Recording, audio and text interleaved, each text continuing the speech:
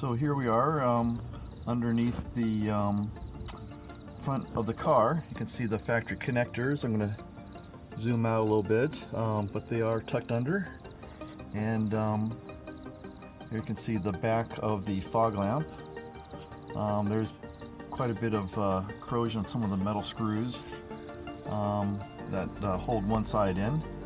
And we're going to use the factory wiring harness, which you see tucked up right under there. You see two separate engine bay open. There's the fuse ready to go. And then right above the battery, we have the fuse box, and there's a little clip on the end, and mine happens to be broken, but you can just lift it up, move it out of the way, and then we're going to stick our fuse in this location right here. So let me go ahead and do that.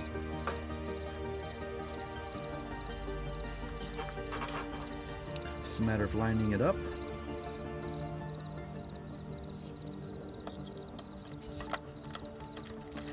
And then just make sure it's securely seated. And there we have our new fuse installed in its location. Okay, YouTube, I'm in my Corolla. You can see the factory turnstock, and we'll be replacing that. So there's a little bit of a cover that needs to be removed. And if you look under the steering wheel, you may have to turn the steering wheel so I can see some screws that need to be loosened.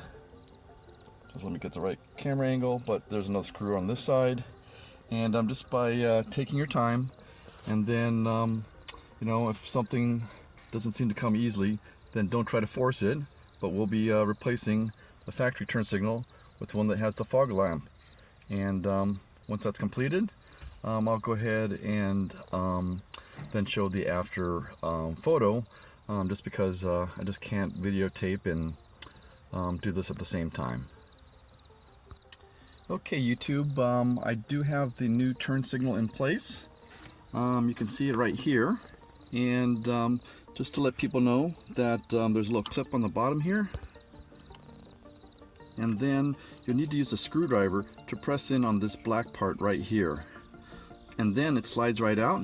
You put the new one, make sure it clips into place, and then attach your cable, start your engine, make sure your turn signals work, and then that part is good. Now there were actually 3 different screws.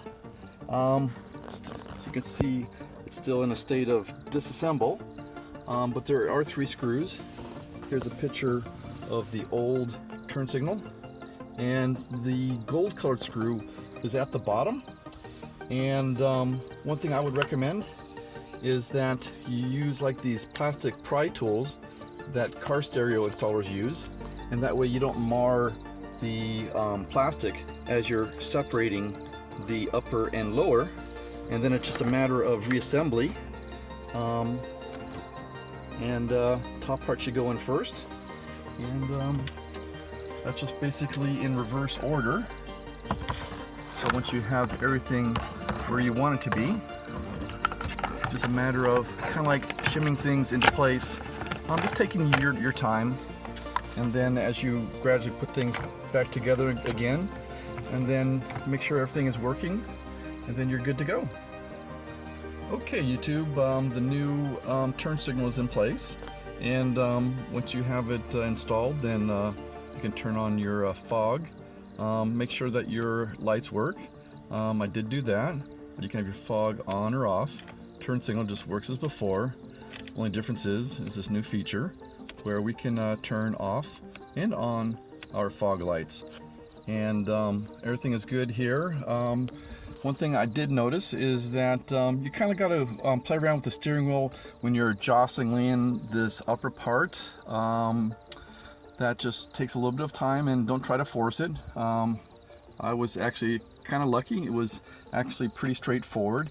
And then also by using the tilt wheel feature, you can see right here, you can adjust the angle by you know, making a change to the angle of the steering column by moving it up or down.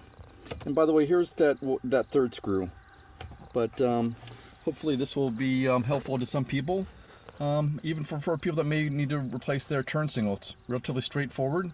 3 screws to undo, one on each side of the column and one underneath, and then use a plastic pry bar. They're fairly cheap. I would recommend buying one of those stereo removal tools, and they come with a collection of 4 or 5. I got mine on a Crutchfield website, but you can of course use Amazon or whatever your search engine comes up with. But there you go. Thanks. Okay, YouTube, we got the fog light running, and so there is additional work. Let me show you what I mean by that. I'm going to crawl under the car and show you what I mean. So here we have the factory harness. Let me get the right angle.